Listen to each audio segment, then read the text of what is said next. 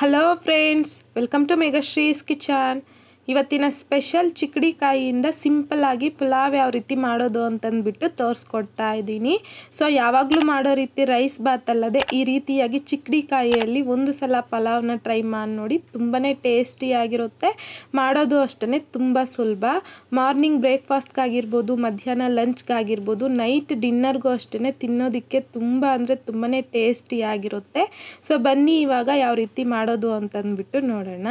ನಾನಿಲ್ಲಿ ಕುಕ್ಕರಲ್ಲಿಗೆ 1-2 ರಿಂದ 3 table spoon ಆಗುವಷ್ಟು ಎಣ್ಣೆ ಹಾಕ್ಕೊತಾ ಇದ್ದೀನಿ. ಎಣ್ಣೆ ಸ್ವಲ್ಪ ಲೈಟಾಗಿ ಬಿಸಿ ಆಗಿದ್ದಾದಮೇಲೆ 1 ಬಿರಿಯಾನಿ ಎಲೆ, 1 ಇಂಚ್ ಆಗುವಷ್ಟು ಚಕ್ಕೆ, 3 ಏಲಕ್ಕಿ, 1/2 ಟೀ ಸ್ಪೂನ್ ಆಗುವಷ್ಟು ಜೀರಿಗೆ, 4 ರಿಂದ 5 ಲವಂಗ, 2 ಮರಾಠಿ ಮೊಗ್ಗು, ಹಾಗೆಯೇ 1 ಸ್ಟಾರ್ ಫ್ಲವರ್ನ ಹಾಕ್ಕೊತಾ ಇದ್ದೀನಿ. ಸೊ ಈ ರೀತಿ ಹಾಕ್ಕೊಂಡಿದ್ದಾದಮೇಲೆ ಇದರಲ್ಲಿಗೆ 1 ಈರುಳ್ಳಿನ ಈ ರೀತಿ ಸಣ್ಣದಾಗಿ ಉದ್ದವಾಗಿ ಕಟ್ ಮಾಡಿಬಿಟ್ಟು ಹಾಕ್ಕೊತಾ ಇದ್ದೀನಿ. ಹಾಕ್ಕೊಂಡಿದ್ದಾದಮೇಲೆ ಈ ರೀತಿ ಮಿಕ್ಸ್ ಮಾಡ್ಕೊತ ಮೀಡಿಯಂ ಫ್ಲೇಮ್ನಲ್ಲಿ ಈರುಳ್ಳಿ ಸ್ವಲ್ಪ ಲೈಟ್ ಗೋಲ್ಡನ್ ಕಲರ್ಗೆ ಚೇಂಜ್ ಆಗೋವರೆಗೂ ಚೆನ್ನಾಗಿ ಫ್ರೈ ಮಾಡ್ಕೋಬೇಕು. ನೋಡಿ, ಈ ರೀತಿ ಈರುಳ್ಳಿ ಸ್ವಲ್ಪ ಲೈಟ್ ಗೋಲ್ಡನ್ ಕಲರ್ ಬಂದಾದಮೇಲೆ ಇದರಲ್ಲಿಗೆ 1 ಟೇಬಲ್ ಸ್ಪೂನ್ ಆಗುವಷ್ಟು ಶುಂಠಿ ಬೆಳ್ಳುಳ್ಳಿ ಪೇಸ್ಟ್ನ ಸಹ ಹಾಕ್ಕೊಂಡು ಮಿಕ್ಸ್ ಮಾಡ್ಕೊತ ಲೋ ಫ್ಲೇಮ್ನಲ್ಲಿ ಶುಂಠಿ ಬೆಳ್ಳುಳ್ಳಿ ಪೇಸ್ಟ್ನ ಸಹ 1 ಮಿನಿಟ್ ಫ್ರೈ ಮಾಡಿಕೊಂಡ್ರೆ ಸಾಕು. ಇದರಲ್ಲಿರುವಂಥ ಹಸಿ ಸ್ಮೆಲ್ ಹೋಗಬೇಕು. ಸೊ ಆ ರೀತಿಯಾಗಿ ಫ್ರೈ ಮಾಡ್ಕೊಂಡಿದ್ದಾದಮೇಲೆ ಇದರಲ್ಲಿಗೆ 1 ದೊಡ್ಡ ಸೈಜಲ್ಲಿರುವಂಥ ಟೊಮೊಟೊನ ಸಹ ಸಣ್ಣದಾಗಿ ಕಟ್ ಮಾಡಿಬಿಟ್ಟು ಹಾಕ್ಕೊತಾ ಇದ್ದೀನಿ. 1-2 ಟೇಬಲ್ ಸ್ಪೂನ್ ಆಗುವಷ್ಟು ಸಣ್ಣದಾಗಿ ಕಟ್ ಮಾಡ್ಕೊಂಡಿರುವಂಥ ಪುದೀನ, 2 ಟೇಬಲ್ ಸ್ಪೂನ್ ಆಗುವಷ್ಟು ಸಣ್ಣದಾಗಿ ಕಟ್ ಮಾಡ್ಕೊಂಡಿರುವಂಥ ಕೊತ್ತಂಬರಿನ ಸಣ್ಣದಾಗಿ ಕಟ್ ಮಾಡಿಕೊಂಡು ನೀಟಾಗಿ ವಾಶ್ ಮಾಡಿಬಿಟ್ಟು ಹಾಕ್ಕೊತಾ ಇದ್ದೀನಿ. ಹಾಕ್ಕೊಂಡಿದ್ದಾದಮೇಲೆ ಮಿಕ್ಸ್ ಮಾಡ್ಕೊತ ಟೊಮೆಟೊ ಸಾಫ್ಟ್ ಆಗೋವರೆಗೂ ಫ್ರೈ ಮಾಡ್ಕೋಬೇಕು. ಫ್ರೈ ಮಾಡ್ಕೊಂಡಿದ್ದಾದಮೇಲೆ ನೋಡಿ, ಇದರಲ್ಲಿಗೆ ನಾನಿಲ್ಲಿ 200 ಗ್ರಾಮ್ ಆಗುವಷ್ಟು ಚಿಕ್ಕಡಿಕಾಯನ್ನು ನೀಟಾಗಿ ವಾಶ್ ಮಾಡಿಕೊಂಡು 1 ಚಿಕ್ಕಡಿಕಾಯಿನ 2 ಪೀಸಾಗಿ ಕಟ್ ಮಾಡ್ಕೊಂಡು ಹಾಕ್ಕೊತಾ ಇದ್ದೀನಿ. ನಿಮಗೆ ಎಷ್ಟು ಸೈಜ್ಗೆ ಬೇಕೋ, ಚಿಕ್ಕದಾಗಿ ಬೇಕಂದ್ರೂ ಸಹ ಕಟ್ ಮಾಡ್ಕೋಬೋದು. ಸೊ ಈಗ ಇದರಲ್ಲಿಗೆ 1 ಟೇಬಲ್ ಸ್ಪೂನ್ ಆಗುವಷ್ಟು ಧನಿಯಾ ಪೌಡರ್, ಹಾಗೆಯೇ 1 ಟೇಬಲ್ ಸ್ಪೂನ್ ಆಗುವಷ್ಟು ಚಿಲ್ಲಿ ಪೌಡರ್ ಹಾಕ್ಕೊತಾ ಇದ್ದೀನಿ. ನಿಮಗೆ ಖಾರಕ್ಕೆ ತಕ್ಕಷ್ಟು ಹಾಕ್ಕೋಬೋದು ಚಿಲ್ಲಿ ಪೌಡರ್ ಬಂದು. ಹಾಗೆಯೇ 1 ಟೀ ಸ್ಪೂನ್ ಆಗುವಷ್ಟು ಚಿಕನ್ ಮಸಾಲ ಸಹ ಹಾಕ್ಕೊತಾ ಇದ್ದೀನಿ. ನೀವು ಚಿಕನ್ ಮಸಾಲ ಬದಲಾಗಿ ಗರಂ ಮಸಾಲನ ಸಹ ತಗೋಬೋದು. ಚಿಕನ್ ಮಸಾಲ ಹಾಕೋದ್ರಿಂದ ಸ್ವಲ್ಪ ಡಿಫ್ರೆಂಟಾಗಿ ಟೇಸ್ಟ್ ಚೆನ್ನಾಗಿರುತ್ತೆ. ಈಗ ರುಚಿಗೆ ತಕ್ಕಷ್ಟು ಸಾಲ್ಟನ್ನು ಸಹ ಹಾಕ್ಕೊಂಡು ಮಿಕ್ಸ್ ಮಾಡ್ಕೊತ ಮೀಡಿಯಂ ಫ್ಲೇಮ್ನಲ್ಲಿ ಈ ಮಸಾಲೆ ಜೊತೆಯಲ್ಲಿ ಚಿಕ್ಕಡಿಕಾಯಿನ 1-2 ರಿಂದ 3 ನಿಮಿಷ ಚೆನ್ನಾಗಿ ಫ್ರೈ ಮಾಡ್ಕೋಬೇಕು.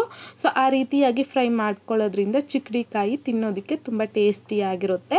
ಸೊ ಫ್ರೈ ಮಾಡ್ಕೊಂಡಿದ್ದಾದಮೇಲೆ ಇದರಲ್ಲಿಗೆ 1 ಗ್ಲಾಸ್ ಆಗುವಷ್ಟು ಅಕ್ಕಿನ ನೀಟಾಗಿ ವಾಶ್ ಮಾಡಿಬಿಟ್ಟು ಹಾಕ್ಕೊತಾ ಇದ್ದೀನಿ. ನಾನಿಲ್ಲಿ ನೆನೆಸಿಲ್ಲ, ಜಸ್ಟ್ ವಾಶ್ ಮಾಡಿಕೊಂಡು ನೀರನ್ನು ಸಪ್ರೇಟ್ ಮಾಡಿ ಹಾಕ್ಕೊತಾ ಇದ್ದೀನಿ. ಹಾಕ್ಕೊಂಡಿದ್ದಾದಮೇಲೆ ಇದನ್ನು ಅಷ್ಟೇ ಮೀಡಿಯಂ ಫ್ಲೇಮ್ನಲ್ಲಿ ಅಕ್ಕಿನ 1 ನಿಮಿಷ ಫ್ರೈ ಮಾಡ್ಕೋಬೇಕು. ಸೊ ಈ ರೀತಿಯಾಗಿ ಫ್ರೈ ಮಾಡ್ಕೊಳ್ಳೋದ್ರಿಂದ ರೈಸು ಸಾಫ್ಟಾಗಿ ತುಂಬಾ ಚೆನ್ನಾಗಿ ಬರುತ್ತೆ.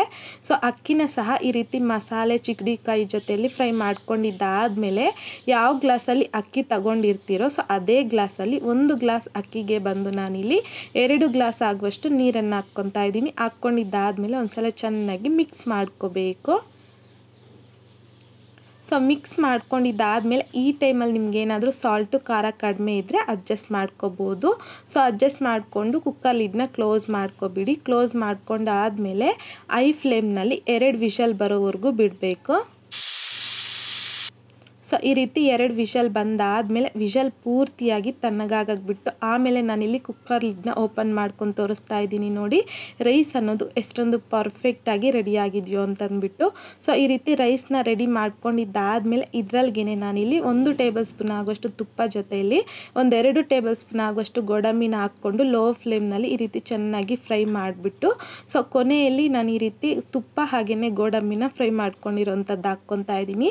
ಈ ರೀತಿ ಕೊನೆಯಲ್ಲಿ ಹಾಕೋದ್ರಿಂದ ತುಪ್ಪ ಫ್ಲೇವರು ಜೊತೆಗೆ ಗೋಡಂಬಿ ಕ್ರಿಸ್ಪಿಯಾಗಿ ಮಧ್ಯದಲ್ಲಿ ರೈಸ್ ಜೊತೆ ತಿನ್ನೋವಾಗ ತಿನ್ನಲಿಕ್ಕೆ ತುಂಬ ಚೆನ್ನಾಗಿರುತ್ತೆ. ಸೊ ಡೆಫಿನೆಟ್ಟಾಗಿ ಖಂಡಿತ ಈ ರೀತಿ ಕೊನೆಯಲ್ಲಿನೇ ತುಪ್ಪ ಹಾಗೆಯೇ ಗೋಡಂಬಿನ ಹಾಕ್ಕೋಬೇಕು. ಹಾಕ್ಕೊಂಡಿದ್ದಾದಮೇಲೆ ಇದನ್ನು ಈ ರೀತಿ ರೈಸ್ನ ಚೆನ್ನಾಗಿ ಮಿಕ್ಸ್ ಮಾಡ್ಕೋಬೇಕು. ಸೊ ಮಿಕ್ಸ್ ಮಾಡ್ಕೊಂಡಿದ್ದಾದಮೇಲೆ ರೈಸ್ನ ತೋರಿಸ್ತಾ ಇದ್ದೀನಿ. ನೋಡಿ ಎಷ್ಟೊಂದು ಪರ್ಫೆಕ್ಟಾಗಿ ರೈಸ್ ರೆಡಿಯಾಗಿದೆಯೋ ಅಂತಂದ್ಬಿಟ್ಟು. ಸೊ ಈ ರೀತಿಯಾಗಿ ರೈಸ್ನ ರೆಡಿ ಮಾಡ್ಕೊಂಡಿದ್ದಾದಮೇಲೆ ನಾನು ನಿಮಗಿಲ್ಲಿ ಸರ್ವಿಂಗ್ ಪ್ಲೇಟ್ಗೆ ಸರ್ವ್ ಮಾಡ್ಕೊಂಡು ತೋರಿಸ್ತಾ ಇದ್ದೀನಿ. ನೋಡಿ, ರೈಸ್ ಅನ್ನೋದು ಎಷ್ಟೊಂದು ಕಲರ್ಫುಲ್ಲಾಗಿ ಉದ್ರುದ್ರಾಗಿ ರೆಡಿಯಾಗಿದೆಯೋ ಅಂತಂದ್ಬಿಟ್ಟು ತಿನ್ನಲಿಕ್ಕೂ ಅಷ್ಟೇ ತುಂಬ ಟೇಸ್ಟಿಯಾಗಿರುತ್ತೆ. ಸೊ ನಾವು ಮನೇಲಿ ಯಾವಾಗಲೂ ಮಾಡೋ ರೀತಿ ರೈಸ್ ಐಟಮ್ಸ್ ಅಲ್ಲದೆ ಈ ರೀತಿ ಚಿಕ್ಕಡಿಕಾಯಲ್ಲೂ ಸಹ 1 ಸಲ ರೈಸ್ನ ಟ್ರೈ ಮಾಡಿ ನೋಡಿ. ತುಂಬಾ ಚೆನ್ನಾಗಿರುತ್ತೆ ಟೇಸ್ಟು. ಸೊ ಈ ರೀತಿಯಾಗಿ ಚಿಕಡಿಕಾಯಿ ಪಲಾವ್ ಜೊತೆಗೆ ಕಾಂಬಿನೇಷನ್ ಆಗಿ ಈ ರೀತಿ ಮೊಸರು ಬಜ್ಜಿನ ಸರ್ವ್ ಮಾಡ್ಕೊಳ್ಳಿ, ತುಂಬಾ ಚೆನ್ನಾಗಿರುತ್ತೆ ಟೇಸ್ಟು. ಸೊ ಇವೆರಡರ ಕಾಂಬಿನೇಷನ್ನು ಸೂಪರ್ ಆಗಿರುತ್ತೆ. ಸೊ ಮಕ್ಕಳು ಅಷ್ಟೇ ತುಂಬ ಇಷ್ಟಪಟ್ಟು ತಿಂತಾರೆ. ಸೊ ನೋಡಿದ್ರಲ್ಲ ಫ್ರೆಂಡ್ಸ್, ತುಂಬಾ ಸಿಂಪಲ್ ಆಗಿ ಚಿಕಡಿಕಾಯಿಯಿಂದ ಪಲಾವ್ ಯಾವ ರೀತಿ ಮಾಡೋದು ಅಂತಂದ್ಬಿಟ್ಟು. ಸೊ ಈ ರೀತಿಯಾಗಿ ಮಾಡಿದ್ದಾದಮೇಲೆ ನಿಮಗೂ ಸಹ ಟೇಸ್ಟ್ ಹೇಗೆ ಬಂತಂದ್ಬಿಟ್ಟು ಮರೀದೆ ಕಾಮೆಂಟ್ ಬಾಕ್ಸಲ್ಲಿ ಕಮೆಂಟ್ ಮಾಡಿ, ಲೈಕ್ ಮಾಡಿ, ಶೇರ್ ಮಾಡಿ. ಮತ್ತಷ್ಟು ಈಸಿ ಆ್ಯಂಡ್ ಸಿಂಪಲ್ ಕ್ವಿಕ್ ರೆಸಿಪೀಸ್ಗೋಸ್ಕರ ದಯವಿಟ್ಟು ನೀವಿನ್ನೂ ನಮ್ಮ ಚಾನಲ್ನ ಸಬ್ಸ್ಕ್ರೈಬ್ ಮಾಡಿಲ್ಲ ಅಂತಂದರೆ ಸಬ್ಸ್ಕ್ರೈಬ್ ಮಾಡಿ.